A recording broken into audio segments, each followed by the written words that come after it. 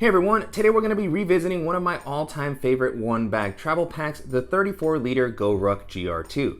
This was recently released in Dyneema, so it felt like a perfect opportunity to revisit this classic bag. Goruck has also included some of the new features that they've been adding to their latest releases, like the quick access pocket, the new straps and back panel. So really excited to dive in and share my experience with this new version of the GR2, and I'm also going to talk a little bit about how this compares to the other GR2 options in Goruck's lineup. There's a lot more options than there were when I first started looking at Goruck's bags. They typically had the 34-liter and the 40-liter. Now there's a 26-liter bag, there's slick editions, different fabrics, and there's even the double compartment Bullet Ruck, which is GR2-esque, as I've talked about in the videos that I've done for that bag. So lots of different things to consider. So I'm gonna talk through some of the similarities and differences and do the comparison that I would have liked to have seen if I was first taking a look at one of the GR2s. So excited to dive in. Before doing so, if you're new here, welcome. My name is Danny, and on this channel, we love reviewing popular travel and everyday carry gear.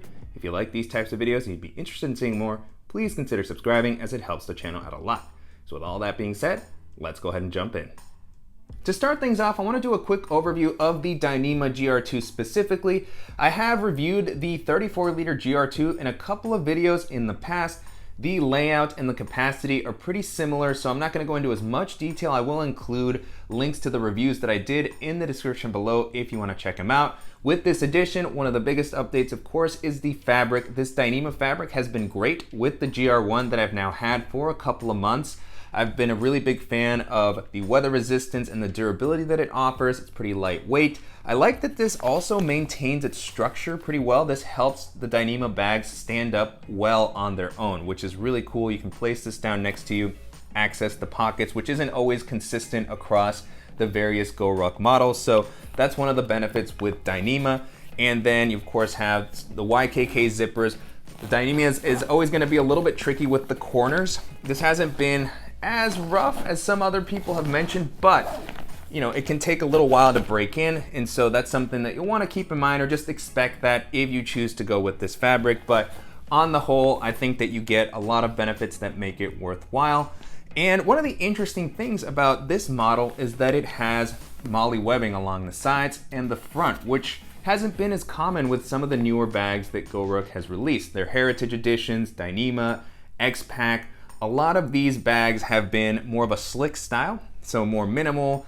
You know, they don't have the webbing, so you lose a little bit of the functionality, but they just seem to blend in well into a lot of environments where maybe a slightly tactical bag wouldn't be as appropriate.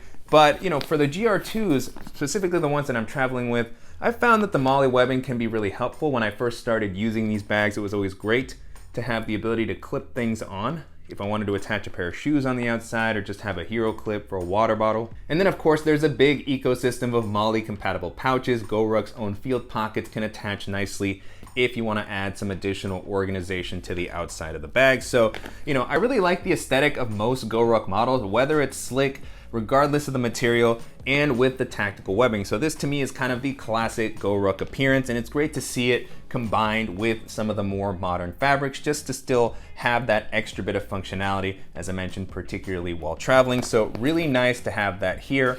And then on the back panel, you have the, you know, very comfortable Goruck harness. It's been updated to use the 210D nylon on the straps and the back panel, so it's going to be less abrasive.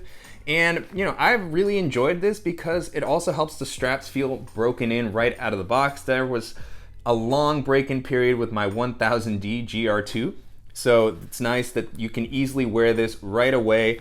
I have noticed with the 210D, as a couple of people have called out, is that with certain bags, it can tend to want to slide towards the edges of your shoulders. And it's really nice that with this edition of the GR2, you have a sternum strap included, which I hadn't really seen on any other Goruck models as far as the GR1s and GR2s. So great to see this here, as it, you know, can help, particularly with a 34-liter bag. This can get pretty heavy, so this additional bit of assistance, and I personally don't mind having it. I'm not crazy about load lifters and a waist belt, but the sternum strap with these types of straps I think can be helpful. And then, you know, on the back panel, I've talked about this in other videos, this feels pretty good. It's not the most breathable material. You have, you know, a good bit of padding, but if you're wearing this for a longer period of time, your back's gonna get pretty sweaty.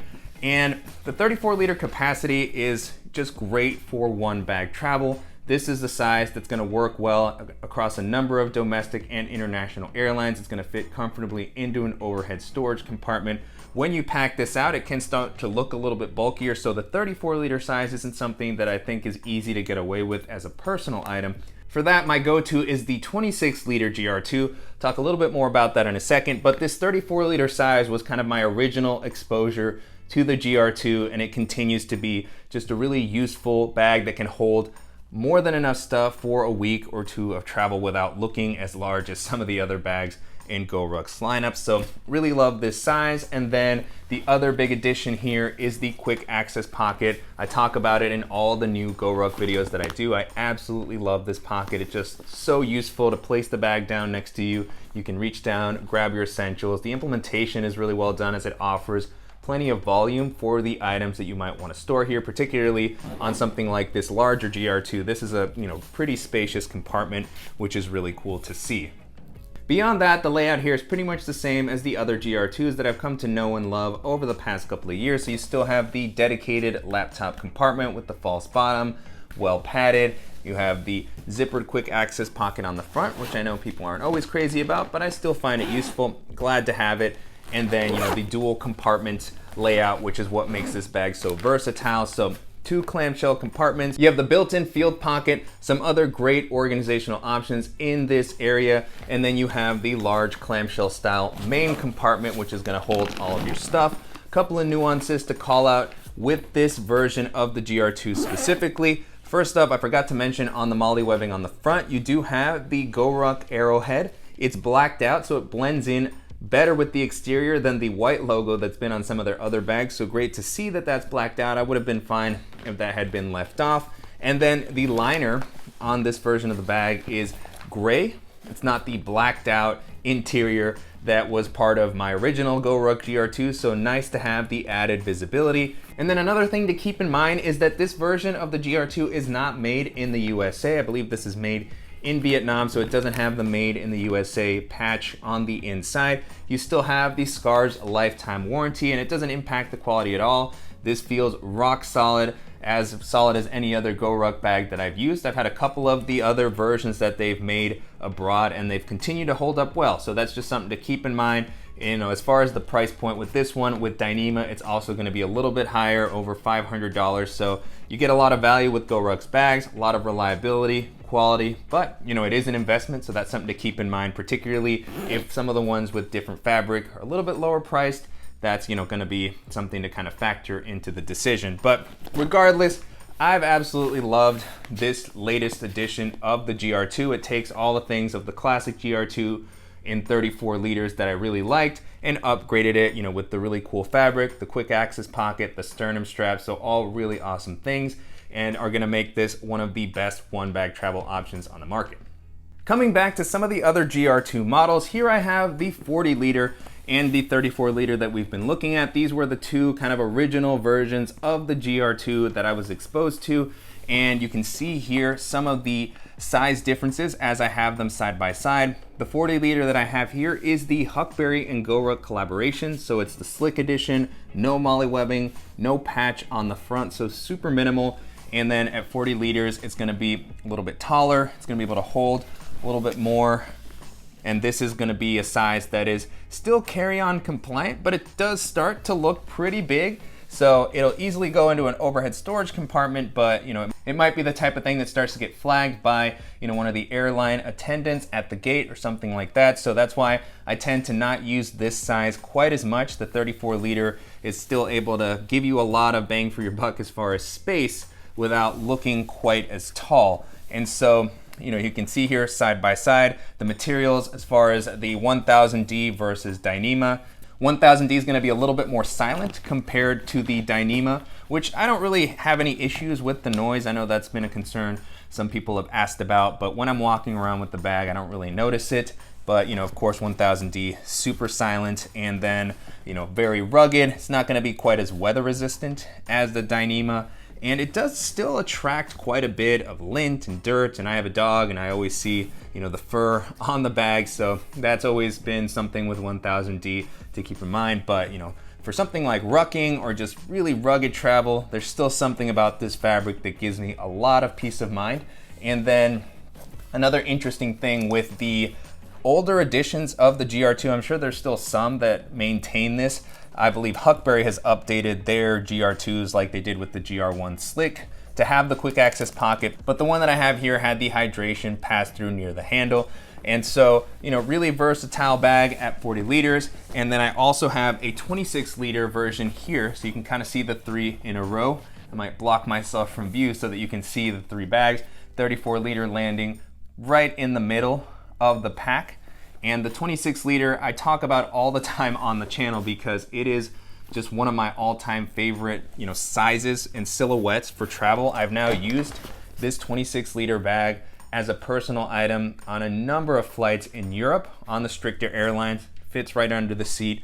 And in this Ripstop nylon, I've really liked it because it's a little bit lighter and it's also just floppier, which I actually like because it looks slimmer when it's not as full and it just molds into tighter spaces. So, you know, that's been a big benefit of that. But the 26 liter size is available in 1000D with the Moly webbing. You can get the Heritage editions in wax canvas. There's Dyneema versions of this size, I believe. I don't know if they're readily available, but I have seen them.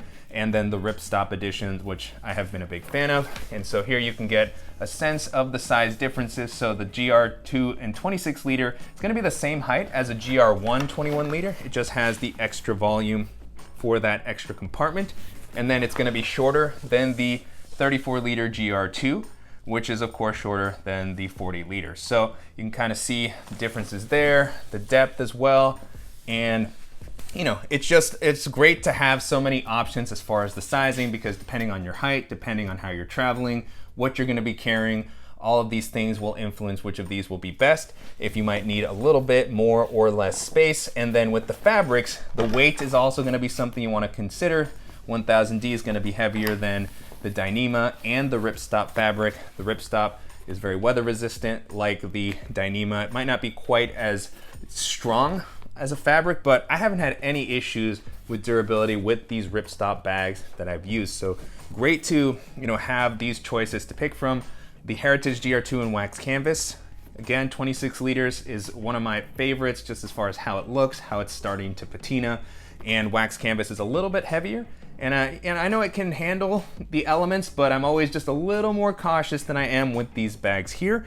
So, you know, definitely things to consider, but 26 liter I think is going to be the ideal EDC minimal travel personal item bag. 34 liter is the great one bag travel compliant across a variety of domestic and international airlines comfortably. And then the 40 liter is still going to be carry-on compliant, but just a little bit taller and bulkier.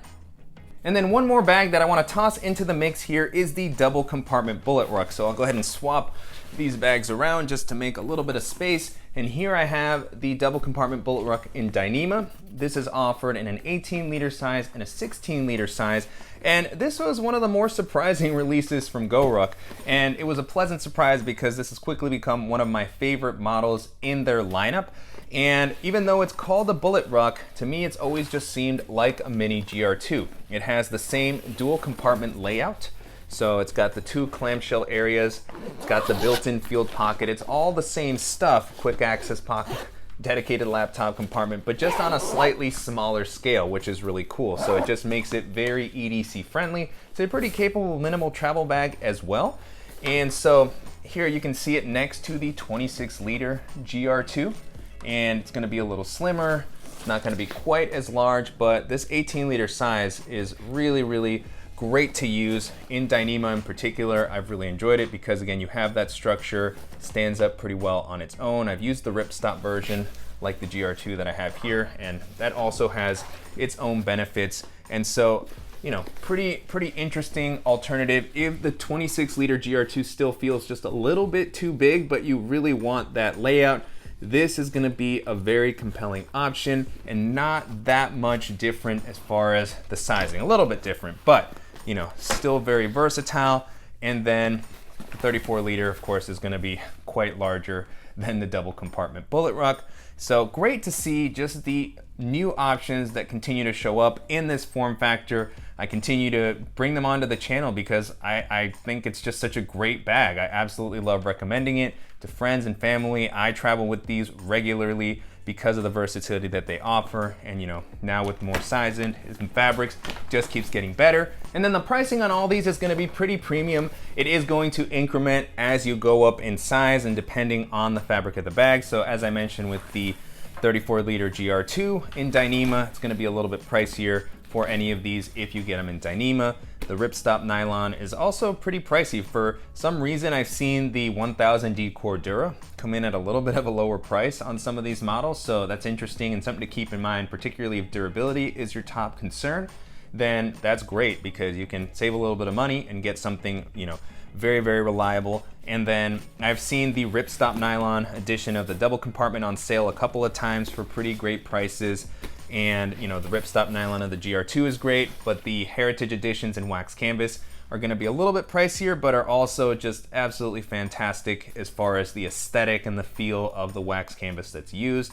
I've had both that and the GR1 for a long time, and that has continued to age well, haven't showed any issues with durability, and the straps on the heritage versions are actually probably my favorite. They're just the softest and most broken in right out of the box, so I can really wear that heritage GR2 all day long without any issues. So definitely something to keep in mind as far as the comfort, weather resistance. Dyneema Ripstop nylon are going to be just fine. Then durability, the 1000D. So all factors that are worth considering, all have a little bit of an impact on the price point, but regardless of which you end up going with, you're going to get a very solidly built bag that's going to be covered by Goruck's lifetime warranty, which I've mentioned in a few other videos. I've never had a chance to test it out because my bags have continued to hold up over the years, but from the people that have used it, it seems like it's a great experience, like they stand by their products. So even though these are going to come in at a premium price, you will be covered and have something that's going to be with you for a long time to come. So that might help justify the investment if you're interested in one of these bags.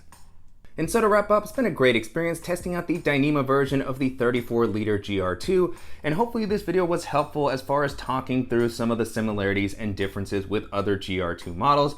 If there's any questions on anything that I covered in the video, as always, please let me know in the comments. And I'll make sure to include links in the description below to some of the other dedicated reviews that I've done for the various GR2s and the double compartment Bullet Ruck that I talked about, as well as to another comparison video that I did talking through the other bags in Goruck's lineup, like the Bullet Ruck, the GR1. I'll probably be doing an updated version of that video now that we have a couple more editions of the Bullet Ruck. There's an M23, and so the lineup continues to grow, and so I want to have a chance to revisit that and talk through which options are best depending on your particular needs. And I'll also share videos to some of the other roundup videos that I've done where I talk about my favorite one bag travel options, my favorite minimal travel bags, and my favorite EDC backpacks. And if you have ideas for other roundup videos that you'd like to see, definitely let me know about those as well. And I want to thank Goruck for sending the bag for me to test out, and to you guys for watching and supporting the channel. If you enjoyed this video, please give us a like, and if you haven't already, make sure to subscribe so you don't miss any upcoming videos, and we'll see you in the next one.